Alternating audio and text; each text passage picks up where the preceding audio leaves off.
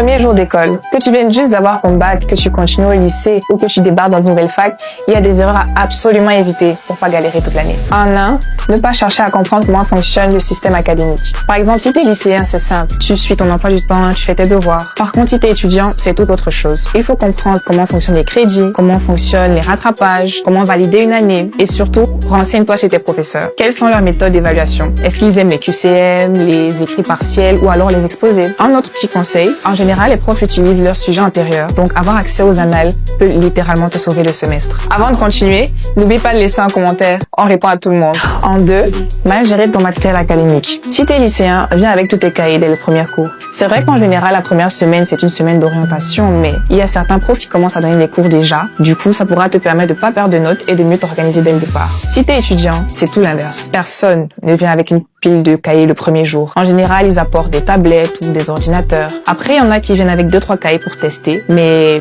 sinon pas de cahier, notamment parce que les cours sont soit numériques, soit PDF. Si tu viens avec un stock de cahiers le premier jour, tu vas passer pour quelqu'un qui n'a rien compris du système. En 3, et c'est la pire, rester à l'écart. À l'université, on n'apprend pas seulement les cours. La vraie richesse se trouve dans les activités extrascolaires, dont les clubs, les événements et les projets. C'est là que tu te construis ton propre réseau, que tu te découvres des compétences et même parfois des opportunités professionnelles. La réflexion de « je ne me mélange pas aux autres », en général, c'est pour les héritiers. Eux, ils ont leur sécurité et leur réseau déjà. Alors, évite de te mettre à l'écart, parle aux gens et c'est là que tu auras un véritable avantage. Et enfin, un petit bonus, surtout pour les nouveaux universitaires. Beaucoup ne le savent pas, mais l'université offre pas mal d'avantages. Par exemple, dans mon université, nous avons droit à Canva Pro, CapCut Pro gratuitement, une réduction Spotify allant jusqu'à moins 70% et une connexion au campus allant jusqu'à 100 mégabits par seconde. Alors, avant de manquer ces opportunités, assurez-vous de vous renseigner auprès de l'administration ou auprès des anciens étudiants.